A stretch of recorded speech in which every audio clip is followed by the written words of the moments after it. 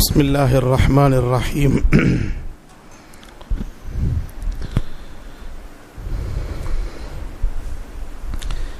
يا بني آدم قد أنزلنا عليكم لباسا يواري سوآتكم وريشا ولباس التقوى ذلك خير ذلك من آيات الله لعلهم يذكرون. صدق الله العظيم.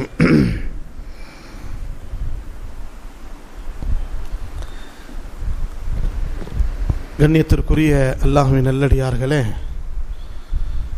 அல்லாஹ் ஜல்ல ஷானஹு தஆலா இன்று தராவியுடைய தொழுகையிலே சூரத்துல் அராஃப் என்ற சூறாவை முழுமையான முறையிலே தராவி தொழுகையில் நாம் எல்லாம் கேட்டிருக்கிறோம். அராஃப் என்று நாம் என்னவென்று பார்த்தால், யாருடைய நல்ல அமல்களும் தீய அமல்களும் சரிசமமாக இருக்கிறதோ அவர்கள் சொர்க்கம் நரகத்துக்கு மத்தியிலே ஒரு சுவர் திவார் இருக்கும், அதில் இருப்பார்கள். சொர்க்கத்துக்கும் நரகத்துக்கும் மத்தியிலே ஒரு சுவர் இருக்கும், அதில் இருந்து கொண்டு வலது பக்கமாக பார்த்தால் சொர்க்கவாசிகளை பார்த்து அல்லாஹ்விடத்தில் துவா செய்வார், யா அல்லாஹ் என்னை சொர்க்கவாசியா ஆக்கிடு என்று துவா செய்வார்கள். இடது பக்கமாக நரகவாசிகளை பார்த்து அல்லாஹ்விடத்திலே ஜஹன்னத்தை விட்டு எங்களை பாதுகாப்பு குழு என்று அல்லாஹ்விடத்தில் துவா செய்வார்கள். சரிசமமாக அமல் உள்ளவர்கள், 50% நல்ல அமல்கள், 50% தீய அமல்கள், சொர்க்கத்துக்கும் செல்லாமல் நரகத்துக்கும் செல்லாமல் நடுவில் இருக்கக்கூடிய அந்த சுவரின் மீது அல்லாஹ் அவர்களை தங்க வைத்து விடுவான். இதுக்கு பேர் ஆராஃப் என்று சொல்லப்படும். இன்னொரு ரிவாயத்திலே சின்ன சின்ன குழந்தைகள் மௌத்தாகி விடுகிறதே, அந்த குழந்தைகள் கைர் கௌமுடைய குழந்தைகள் அந்த இடத்திலே உட்கார வைக்கப்படும். முஸ்லிம் அல்லாத குழந்தைகள் மௌத்தாக நேரத்திலே அவர் சொர்க்கத்திலும் இல்லாமல் நரகத்திலும் இல்லாமல் அந்த திவாரில் அந்த சுவரில் அவர்களை தங்க வைக்கப்படும். இந்த சூறாவிலே அல்லாஹ் ஜல்ல ஷானஹு தஆலா பல விஷயங்கள் நமக்கு சொல்லி தருகிறான்.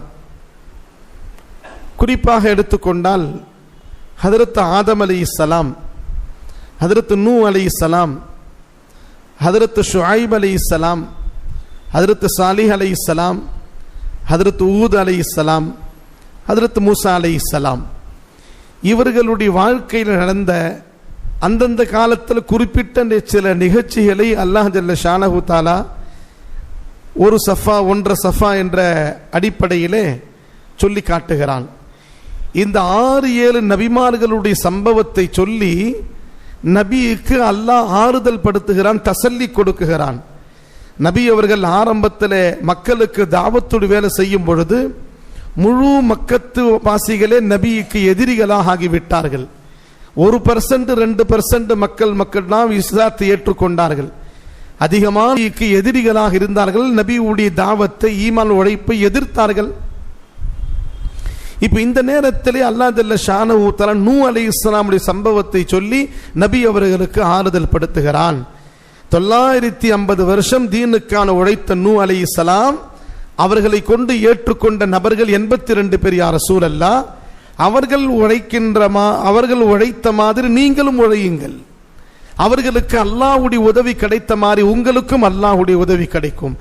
அவர்களுடைய சமுதாயம் ஏற்றுக்கொள்ளாத மக்களுக்கு நான் அவர்களுக்கு அழிவு தந்த மாதிரி உங்களை ஏற்றுக்கொள்ளாத மக்களுக்கும் நான் ஹலாக்கத்தை தருவேன் என்று ஒவ்வொரு நபியுடைய சம்பவத்தை சொல்லி நபிக்கு ஆறுதல் படுத்துகிறான். இன்னும் நீங்கள் மும்பரமாக இந்த தீனுடைய வேலையில ஈடுபடுங்கள் என்று அல்லாஹ் சொல்கிறான். ஃபிரௌனுடைய கிஸ்ஸா தான் ரொம்ப பெரியது. நான் அடுத்தடுத்து வரக்கூடிய சூறாக்களிலே சம்பவம் வரும்போது நான் சொல்வேன் இன்ஷா அல்லாஹ். இன்று உங்களுக்கு சொல்லப்படக்கூடிய மிக முக்கியமான விஷயம் என்ன? சொர்க்கத்துக்காக வேண்டி படைக்கப்பட்ட நாம் துனியாவுக்காக வேண்டி படைக்கப்படலை. நாமெல்லாம் எங்க போறோம்? சொர்க்கத்துக்கு போறோம். ஆமா, ஏன்னா நபி ஸல்லல்லாஹு அலைஹி வஸல்லம் சொல்றாங்க, துனியா குலிகத் லக்கும் வ அன்தும் குலிக்தும் லில் ஆஹிரா, துனியா உங்களுக்கு உள்ளது கண்டிப்பா கொடுத்துருவான், ஆனா நீங்கள் யாருக்கா வேண்டி? ஆகிரத்துக்கா வேண்டி உள்ளவர்கள். இது குறுகிய காலை, ஒரு எல்லை உள்ள காலம். இது அல்லாஹ்வுடைய சட்டதிட்டத்தின்படி நல்லபடி வாழ்ந்து விட்டால் ஆகிரத்தில் சந்தோஷமாகவே நாம் இருக்கலாம். இப்ப பாருங்க, முதலாக ஆதம் அலைஹிஸ்ஸலாம் அல்லாஹ் படைக்கிறான். படைத்த பிறகு சொர்க்கத்துக்குள்ள அனுப்புறான் அல்லாஹ். அந்த சொர்க்கத்துக்குள்ள அனுப்புவதற்கு முன்னாடி கோடிக்கணக்கான மலக்குமார்களை பார்த்து சொன்னான், ஆதமுக்கு முன்னாடி கண்ணியத்திற்காக சஜிதா செய்யுங்கள், எனக்காக சஜிதான், அவரை நீங்கள் கண்ணியப்படுத்துங்கள். எல்லா ஃபரிஷ்தாக்களும் சஜிதா செய்தார்கள், இப்லீஸ் என்ன செய்யல? சஜிதா செய்யல. அப்ப அல்லாஹ் ஜல்ல ஷானஹு தஆலா கேட்டான், காலமா மனஅக அல்லா தஸ்ஜுத இத அமர்துக், உனக்கு நான் ஹுக்கும் செய்தேனே இவருக்கு சஜிதா செய்யும் சொல்லி உன்னை எது தடுத்தது என்று அல்லாஹ் கேட்கிறான் இப்லீஸிடத்திலே. இப்லீஸ் சொல்கிறான், கால அன கைரும் மின்னு ஹலக்தனி மின்னாரி வஹலக்தவு மின் தீன். இப்லீஸ் சொல்கிறான், அவர் மண்ணால் படைக்கப்பட்டவர், நான் நெருப்பால் படைக்கப்பட்டவன், என்னை விட ஆதம் தாழ்ந்தவர், என்னை விட ஆதமு கீழ்த்தரமானவர், நான் மேல் தளத்தில் உள்ளவன், நான் உயர்ந்த அந்தஸ்தில் உள்ளவன், அவருக்கு நான் கண்ணியம் செலுத்துவதா? அறவே நடக்காது என்று அல்லாஹ் சொல்லிவிட்டான். அல்லாஹ் ஜல்ல ஷானஹு தஆலா அவளை லானத் செய்து கியாமத்து நாள் வரை நீ சபிக்கப்பட்டவன், லானத் செய்யப்பட்டவன் என்று அல்லாஹ் அவனுக்கு லானத் செய்தான். செய்துட்டு அல்லாஹ்விடத்திலே ஒரு அனுமதி கேட்டான். அந்த இன்சானுக்காக வேண்டிதானே என்னை நீ லானத் செய்த? அல்லாஹ் இன்சானுக்காக வேண்டிதானே என்னை சபிச்ச? நான் உன்னிடத்தில் ஒரு துவா செய்றேன். என்ன துவா செய்றேன்? இந்த இன்சானை வழிகெடுக்காமல் நான் விட மாட்டேன், அவனை ஜலாலத்துடைய பாதையில் அழைத்து செல்லாமல் நான் விட மாட்டேன். அப்ப அல்லாஹ் என்ன சொல்றான்? எப்படி எல்லாம் வரவேன்னா, ثم لآتينهم من بين أيديهم ومن خلفهم وعن أيمانهم وعن شمائلهم ولا تجد أكثرهم شاكرين. அந்த இன்சானுக்கு முன்னால் பின்னால் வலது பக்கமா இடது பக்கமா எந்தெந்த ரீதியில எந்தெந்த வழியில அவன் தீனுடைய வேலை செய்ய போறானோ, நல்ல அமல் செய்ய வரானோ, எல்லாத்துக்கும் நான் தடையாக இருப்பேன், உனக்கு அவன் நன்றி செலுத்த மாட்டான். அந்த மாதிரி நான் மனிதனை உருவாக்கிறேன். சேலஞ்சு விட்டு வந்தான் ஷைத்தான்.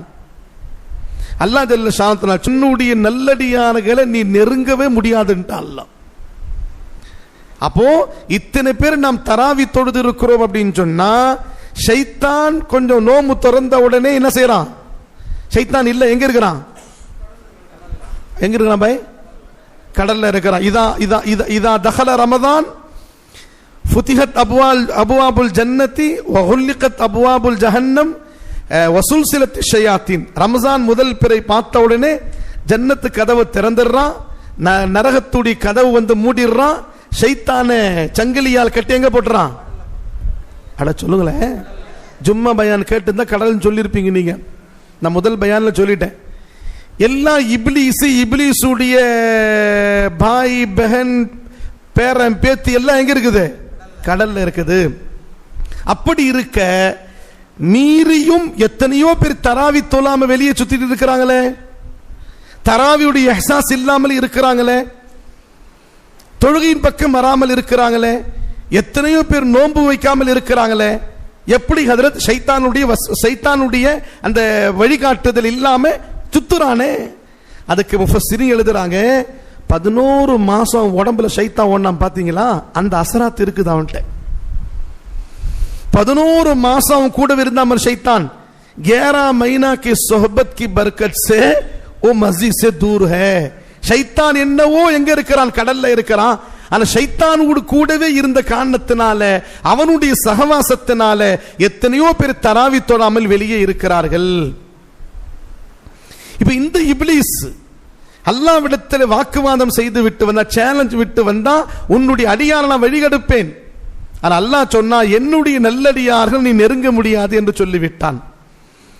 பேச்சாச்சிங்களா?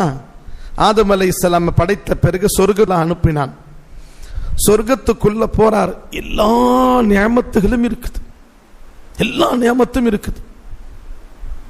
சொர்க்கம் தான் தெரியுமே, கண்ணு பார்க்காத அளவுக்கு, கேட்டாத அளவுக்கு, சிந்திக்காத அளவுக்கு அல்லாஹ் நியமத்தை வச்சிருக்கிறான். இருந்தாலும் ஹஜ்ரத் ஆதம் அலைஹிஸ்ஸலாமுக்கு பேக்கராரியா இருக்கிறார். யாரு? ஆதம் அலைஹிஸ்ஸலாம். இவர் ஓய்வு எடுத்துட்டு இருந்தார், ஆறாம்ல இருந்தார். வலது பக்கமா இருதயம் பக்கத்துல உள்ள ஒரு எலும்பை எடுத்து அதுல ரூஹ் ஊதி ஒரு அழகான பெண்ணை அல்லாஹ் படைச்சான். அவருடைய தலைமாட்டில் அல்லாஹ் உட்கார வச்சுட்டான். யாருடைய தலைமாட்டில்?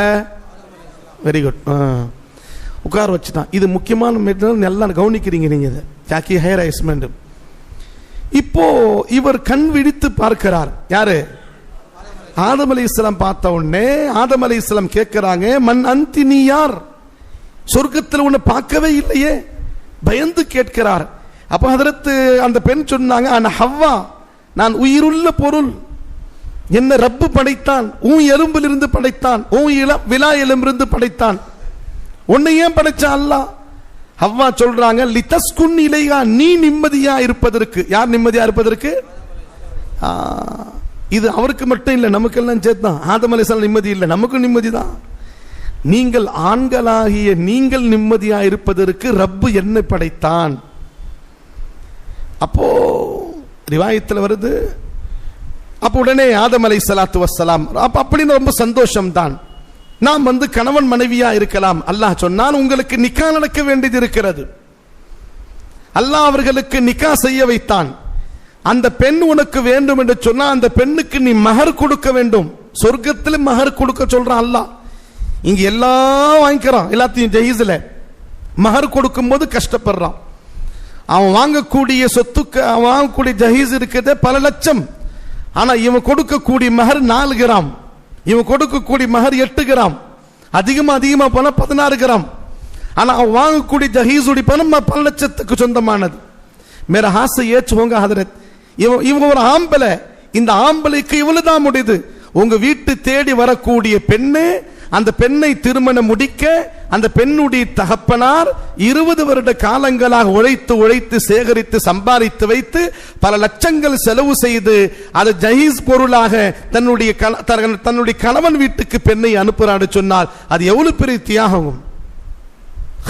மஹர் கொடுக்கப்பட்டது. மஹர் என்ன தரப்பட்டுச்சு அது வேற விஷயம். அது இருவர்களும் சந்தோஷமாக இருக்கிறார்கள். இப்போ இப்லீஸ் வெளியிலிருந்து பார்க்கிறான். ஏன்னா சொர்க்கத்தில் இருந்த இப்லீஸ் சஜிதா செய்யாதனால அல்லாஹ் வீசி எறிந்து விட்டான். இப்ப கணவன் மனைவி சந்தோஷமா இருப்பது எப்ப பார்த்தாலும் இப்லீஸுக்கு பிடிக்காது.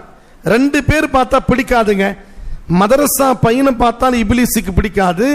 கணவன் மனைவி சந்தோஷமா இருந்தாலும் இப்லீஸுக்கு பிடிக்காது. புரியுதா இல்லையா உங்களுக்கு? தலாவது ஆட்டுங்களா பை. மதரசா பையன் மதரசாவுக்கு போறான்னா அவனுக்கு பிடிக்காது. ஏன்னா அவன் ஹாஃபிஸ் ஆகி, ஆலிம் ஆகி, முஃப்தி ஆகி, அவன் பெரிய பிரசங்கமாயி, முகர்ரீர் ஆகி, வெளி உலகத்துக்கு பல்லாயிரக்கணக்கான மக்களுக்கு பயான் செய்து அவன் நேர்வழி காட்டுவானே, அதனால அவன் வழி எடுக்கணும் அப்படின்னு சொல்லி மதரசாக்கு போக விட மாட்டான். 29 ஜுஸ் ஒரு பையன் படிச்சிருப்பான். 30வது ஜுஸ் படுக்கிறதுக்கு 10 மதரசாக்கு சுத்துவான். எங்க போவான்? 10 मदरसा, वहां भी बसात, वहां भी बराबर नहीं, यहाँ भी बराबर नहीं, वो भी बराबर नहीं, वो हजरत बराबर नहीं, ये हजरत बराबर नहीं, मदरसात बराबर नहीं. லாஸ்ட்ல அந்த ஒரு ஜுஸ் அவன் படிக்க வச்சு ஹாஃபிஸாக வெளியே கொண்டு வரதுக்குள்ள ஒரு 10 கல்யாணம் பண்ணிடலாம் நம்ம.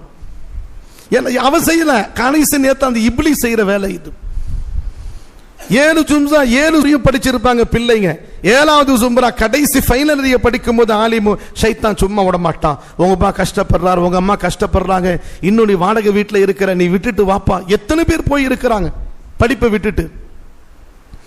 படிக்கக்கூடிய படிப்பாளி பார்த்தால் ஷைத்தானுக்கு பிடிக்காது.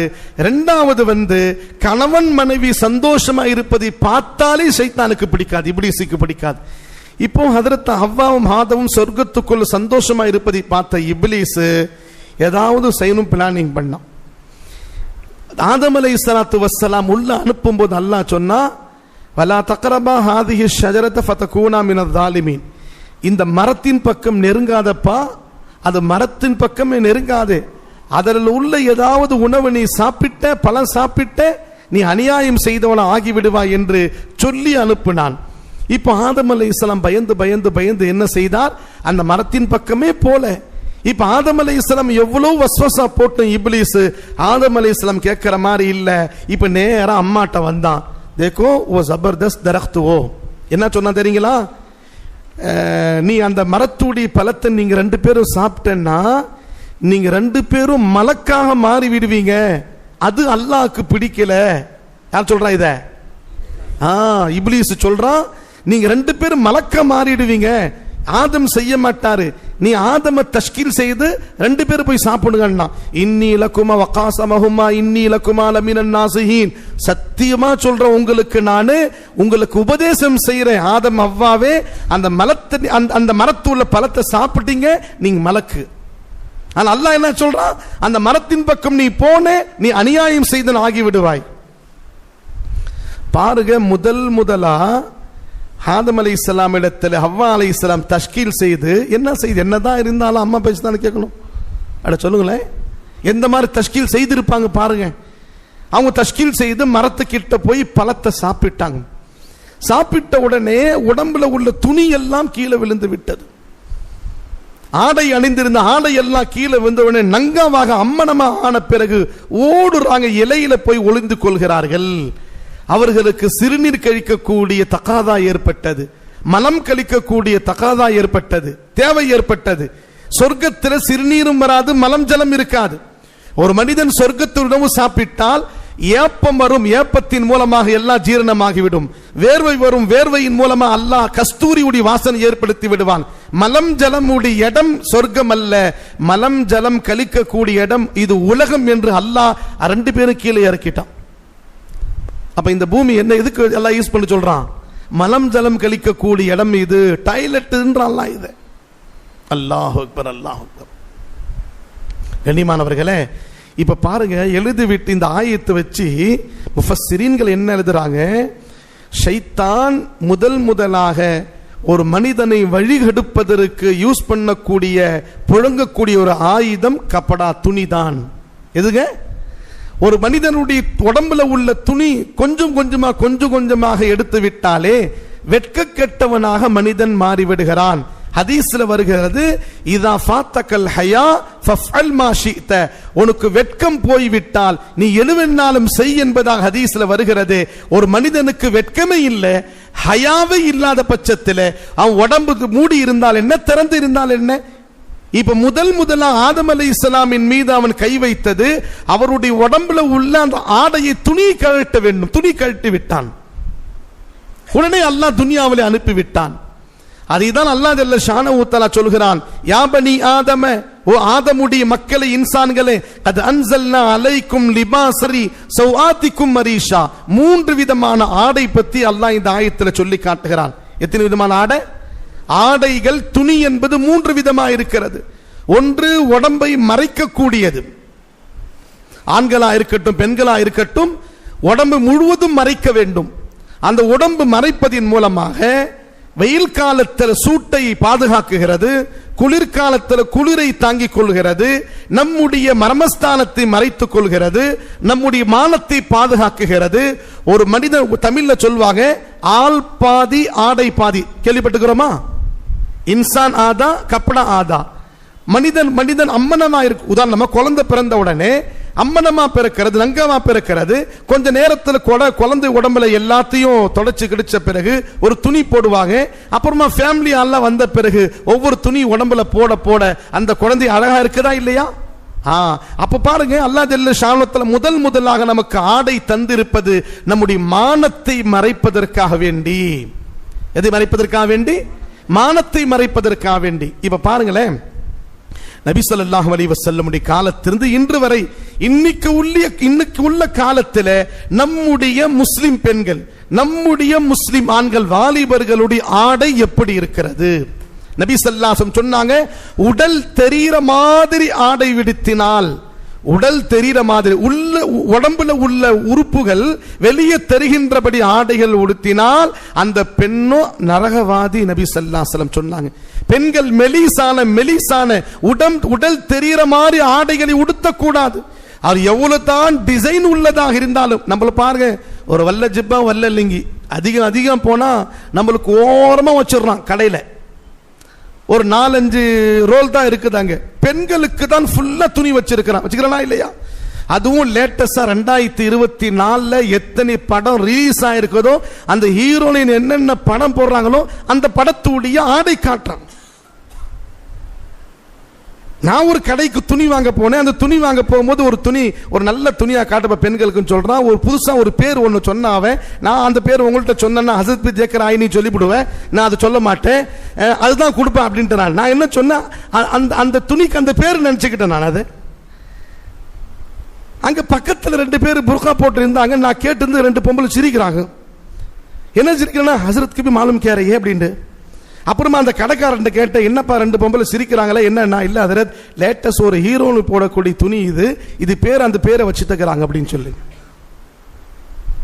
ஒரு ஹீரோனி என்ன துணி போடுறாரோ அடுத்த நாள் கடைக்கு வந்தது அது அசிங்கமான ஆடைகள், உடல் தெரியக்கூடிய ஆடைகள், உடல் உறுப்புகள் தெரியக்கூடிய ஆடைகள், அந்த ஆடைகளை அந்த துணிகளை நம்முடைய பெண்ணுக்கு உடுத்துவதா.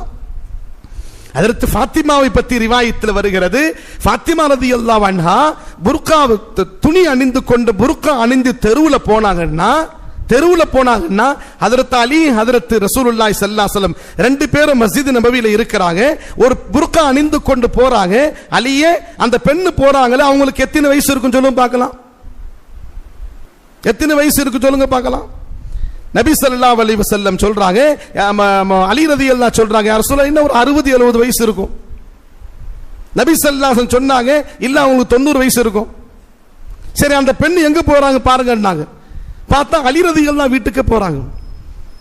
அலி ரலியல்லாஹு வீட்டுக்கு உள்ள போன உடனே அலி ரலியல்லாஹு போய் யாருன்னு பார்த்துட்டு வர சொன்னாங்க. நபி ஸல்லல்லாஹு அலைஹி வஸல்லம் கதவு தட்டி யாருன்னு கேட்டா, நான் ஃபாத்திமான்னாங்க.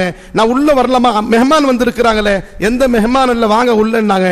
இல்ல ஒரு வயசான பொம்புல உள்ள வந்துச்சே, ஒரு வயசான பொம்புல உள்ள வந்துச்சே. இல்ல யாரை வரல, வாங்க உள்ளன்னாங்க. நான் தான் வந்திருக்கிறேன். நீங்க தான் வந்தீங்களா? ஆமா. நேரா நபி ஸல்லல்லாஹு அலைஹி வஸல்லம் கிட்ட போனாங்க. யா ரசூலல்லாஹ் நம்ம 2 பேர் நம்பர் தப்பு. நான் சொன்ன 60, 70, 90 சொன்னீங்க. ஆனா 20 வயசு பொண்ணு உள்ள போயிருக்குது. ஃபாத்திமா ரலியல்லாஹு தஆலா சொல்றாங்க, நான் தெருவுல நடந்து போனால் ஆண்கள் நடந்து போவாங்க, ஆண்கள் இருப்பாங்க. 70 வயசு கிழவி எப்படி நிதானமா நடந்து போவாங்களோ அந்த மாதிரி கிழவி மாதிரி நடந்து போவேன். என்னை பார்க்கக்கூடிய ஆண்கள் ஒரு வயசான பொம்பளை நடந்து போதும் அப்படின்னு சொல்லி நினைச்சுக்குவாங்க. இன்னைக்கு வயசான பொம்பளை எப்படி போதோ, ரஃப் போலீஸ் மாதிரி போகுது. போதா இல்லையாங்க? என்ன சப்பல், என்ன இது சவுண்ட், என்ன போன், என்ன ஆம்பளை நிக்கிறனா இல்ல, எதுவுமே தெரியல இன்னைக்கு. ஃபாத்திமா ரலியல்லாஹு தெரு நடந்து போனால் வயசான 20 வயசு குமரி பெண், 20 வயசு கன்னி பெண் தெரு நடந்து போனால் எப்படி நடந்து போனாங்க பாருங்க. என்னுடைய அழகை வேறு ஆண்கள் பார்க்க கூடாது. எந்த அளவுக்கு அல்லாஹ் பெண்களுடைய அழகை மறைக்க சொல்கிறான்னு சொன்னால் சூரத்து நூர்ல சொல்றான், வலா யத்ரிபன பிஅர்ஜுலிஹின்ன லியுலம மா யுஃபீன மின் ஸீனத்திஹின்ன. உங்களுடைய கால் நடக்கும் பொழுது சவுண்ட் வரும் அளவுக்கு நீங்கள் நடக்காதீங்க. அந்த சல்லு சல்லு சவுண்ட் வரக்கூடிய பட்டி போட்டுட்டு நடக்காதீங்க. அந்த சவுண்டின் மூலமாக கூட உங்களுடைய அழகு வெளிப்படுத்தலாம். இன்னார் வீட்டுடைய பெண்ணு நடந்து போறா என்று ஆண்கள் அறிந்து கொள்ளாத அளவுக்கு உங்களுடைய நடை இருக்க வேண்டும் என்று நடை கூட அல்லாஹ் பாதுகாக்க சொல்கிறான், பெண்களுடைய நடைய. ஆனால் இப்லீஸ் இருக்கிறானே, ஆடையின் மீது கை வைத்து ஆண்கள் உடுத்துற துணி எல்லாம் இன்னைக்கு பெண்கள் உடுத்த ஆரம்பிச்சிட்டாங்க. ஜீன்ஸ் டி-ஷர்ட் உத்துறாங்களா இல்லையா? ஒரு ஃபேஷனா போயிடுச்சு. நல்லா இருந்த சுடிதாரு சைடுல கட் பண்ணி ஃபகீர் மாதிரி ஆக்கி விட்டான் எல்லாத்தையும். ஒழுங்கா இருக்கும் சுடிதார் இதுவரையும் போடுவாங்க பெண்கள். நம்ம அபா போடுறாங்களா பெருசா ஜிப்பா மாதிரி, இந்த பக்கம் கிழிச்சி அந்த பக்கம் கிழிச்சி இந்த பக்கம் கிழிச்சி, என்ன லூஸ் மாதிரி இருக்குன்னா இது ஃபேஷன். இது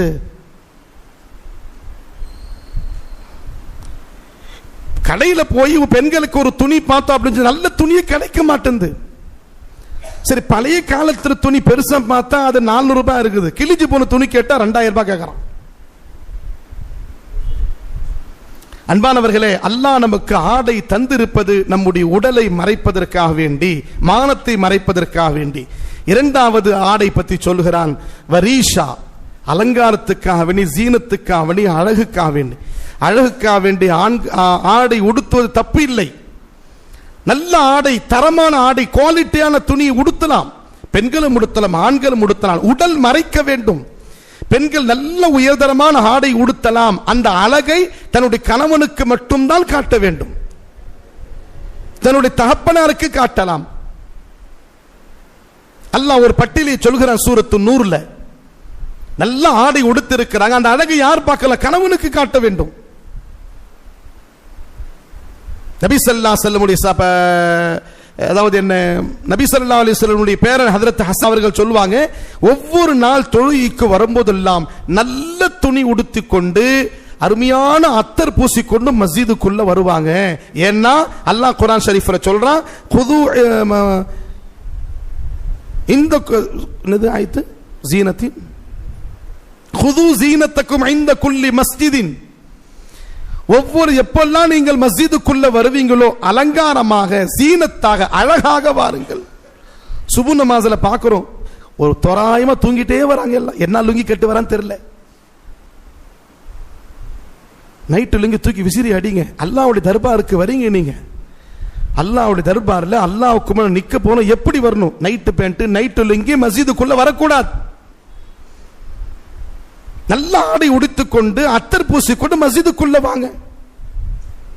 ஹசன் ரலியல்லாஹு சொல்றாங்க, எப்பெல்லாம் நான் தொழுகைக்கு அல்லாஹ் அஸான் முஅஸ்ஸின் சாப் அஸான் சொல்வாரோ, நல்ல அழகான ஆடை உடுத்துக்கொண்டு உயர்தரமான அத்தரை பூசிக்கொண்டு மஸ்ஜிதுக்குள்ள வருவேன். ஏன் அல்லாஹ் இந்த மாதிரி என்னை வரச் சொல்கிறான்?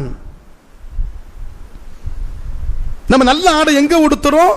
மஸ்ஜிதுக்கு சாதாரண ஆடை உடுத்துக் கொண்டு வரோம். நல்ல ஆடைய ஃபங்க்ஷனுக்கு கொடுத்துட்டு போறோம், வலிமா கொடுத்துட்டு போறோம், நிக்கா கொடுத்துட்டு போறோம். மனிதர்கள் என்னை அழகாக பார்க்க என்பதற்காக இல்லை சகோதரர்களே. அல்லாஹ்வுடைய தர்பார்ல உடுத்திட்டு வாங்க, அல்லாஹ் உள்ளத்தில் சுக்கூனை தருவான் உங்களுக்கு. இருக்கலாமா இன்ஷா அல்லாஹ். மூணாவது ஆடை மிக முக்கியமானது, வலிபாசு தக்வா. தக்வா என்ற துணி. क्या बिकता हो? तकवा के बारे में भी एक दुनी है क्या कपड़ा. அது எங்க கிடைக்குது? மஸ்ஜிதுல கிடைக்குது. எங்க கிடைக்குதுங்க? எப்படி நம்முடைய உடலோட இந்த துணி இருக்கிறதோ, ஜுப்மா கழட்டிட்டா உள்ள பனீன் இருக்குது, பனீனு கூட உடம்போடு ஒட்டி இருக்கிறதோ, 24 hours 24 மணி நேரம் உள்ளத்திலே தக்வா இருக்க வேண்டும். தஃப்சீர்ல எழுதுறாங்க, உலமாக்கள் எழுதுறாங்க, தக்வாவுடைய ஆடை என்ன? அமல சாலிஹ் ஹௌஃபே குதா. நல்ல அமல்களும் அல்லாஹ்வுடைய பயம் யாருடைய வாழ்க்கையில் இருக்கிறதோ அவரிடத்தில் லிபாசு தக்வா இருக்கிறது என்று அர்த்தம். வாய்ப்பு கிடைக்கும் போதெல்லாம் நல்ல அமல் செய்ய வேண்டும் இன்ஷா அல்லாஹ். செய்யலாமா இன்ஷா அல்லாஹ்? அல்லாஹ்வுடைய பயம் எந்நேரமும் இருக்க வேண்டும். இந்த ரெண்டு சிஃபத் வேணும் நமக்கு. மாமூலியான லிபாஸ் போட்டிருப்பாங்க, தக்வாவுல உயர்ந்த அந்தஸ்தில் இருப்பாங்க சஹாபாக்கள். நேத்து ஓதப்பட்ட சூராவிலே வலா தத்ருதில் லதீன யதுஊன ரப்பஹும் பில் கதாத்தி வல் அஷி யுரீதுன வஜ்ஹா. ஹஜ்ரத் அம்மார், ஹஜ்ரத் யாசிர், ஹஜ்ரத் சுஹைப், ஹஜ்ரத் பிலால், ஹஜ்ரத் இப்னு மஸ்ஊத், ஹஜ்ரத் சுஹைப் ரூமி, இவர்கள் எல்லாம் ஏழை சஹாபாக்கள். தாட்டு துணி உடம்புல உடுத்திருப்பார்கள். ஆனா தக்வாவில, ஈமான்ல, அமல்ல உயர்ந்தவளா இருந்தாங்க. காஃபிர்கள் அபூ லஹப், உத்பா, ஷைபா போன்றவர்கள் எல்லாம் நபியிடத்தில் சொல்லி அனுப்பினாங்க, நாங்கள் உங்க பயான கேட்க வரோம், உங்க பேச்சு கேட்கணும்னா இந்த ஏழை சஹாபாக்கள் நீங்கள் ஒதுக்கி வைத்து விட்டு எங்களுக்கு மட்டும் தனியா நீங்கள் பயான் பண்ணுங்க என்று சொல்கின்ற நேரத்திலே உமர் ரலியல்லாஹு ஒரு அபிப்பிராயம் சொன்னாங்க, யா ரசூலல்லாஹ், இவங்க நம்ம கூடவே இருக்கிறாங்களே, இந்த முஸ்லிம் நம்ம கூட இருக்கிறாங்களே, இவங்க எப்ப வேணாலும் பயான கேட்டுக்க. இந்த மக்கா தலைவர்கள் முஸ்லீமாகி விட்டால் டோட்டல் மக்காவே முஸ்லீமாகி விடுமே, அதனால இது நல்ல அபிப்பிராயம், இது ஏற்றுக்கொள்ளலாம் என்று இருக்கும் பொழுதுதான் ரப்புல் ஆலமீன் ஆயத் இறக்கினா, ஒரு அற்பமான இருக்கக்கூடிய அந்த காஃபிர்களுக்காக வேண்டி ஈமானிலே, தக்வாவிலே, அமலிலே உயர்தரமா இருக்கக்கூடிய இந்த ஏழை சஹாபாக்களை நீங்கள் விரட்டடிக்காதீர்கள். இரவு பகலாக, காலையில மாலையில ஒரு தஸ்பீஹ் செய்கிறார்கள், இவர்களோடு தான் நீங்கள் இருக்க வேண்டும் என்று நபி பார்த்து அல்லாஹ் சொல்லிவிட்டான். ஆடையில வித்தியாசமா இருக்கலாம், தாட்டு துணி உடுத்திருக்கலாம், ஏழையா இருக்கலாம், ஆனால் அமல சாலிஹும் ஹௌஃபே குதாவும், அது மட்டுமல்ல அல்லாஹ்வுக்கு நெருக்கமாக இவர்கள் இருக்கின்ற நேரத்திலே லிபாசு தக்வா, தக்வா என்ற ஆடை உடலிலே இருக்கின்ற காரணத்தினாலே உயர்ந்த அந்தஸ்து உள்ளவர்களாக அந்த ஏழை சஹாபாக்கள் ஆக்கிவிட்டார்கள் என்று அந்த சஹாபாக்கள் எல்லாம் பாராட்டி சொல்கிறான். சிம்பிளா என்ன விளங்கணும் சகோதரர்களே, நபி சொன்ன மாதிரி ஆடைகள் உடுத்திக் கொள்ள வேண்டும், தொழுகைக்கு நல்ல ஆடைகள் உடுத்திக் கொண்டு வர வேண்டும். நம்ம உடம்புல எந்நேரமும் இந்த ஆடை துணி இருக்கின்ற மாதிரி வாய்ப்பு கிடைக்கும் போது நல்ல அமல் செய்து கொண்டு அல்லாஹ்வை பயந்து கொண்டு இருந்தால் லிபாசு தக்வாவை அல்லாஹ் நமக்கு தந்து விடுவான். இருக்கலாமா? இன்ஷா அல்லாஹ். அல்லாஹ் ஜல்ல ஷானஹு தஆலா நம் அனைவரும் கபூல் செய்வானாக. வ ஆகிரு தஅவானா அல்ஹம்துலில்லாஹி ரப்பில் ஆலமீன். لك الحمد ولك الشكر. اللهم صل على سيدنا محمد وعلى آل سيدنا محمد وبارك وسلم عليه. اللهم أنت السلام ومنك السلام تباركت يا ذا الجلال والإكرام. اللهم وفقنا لما تحب وترضى واجعل آخرتنا خيرا من الأولى. اللهم إنا نسألك العفو والعافية والمعافاة الدائمة في الدنيا والآخرة والفوز بالجنة والنجاة من النار. اللهم ارحمنا يا أرحم الراحمين. ربنا تقبل منا إنك أنت السميع العليم وتب علينا إنك أنت التواب الرحيم. صل وسلم على محمد وآله وصحبه أجمعين برحمتك يا أرحم الراحمين والحمد لله رب العالمين. سبحان الله.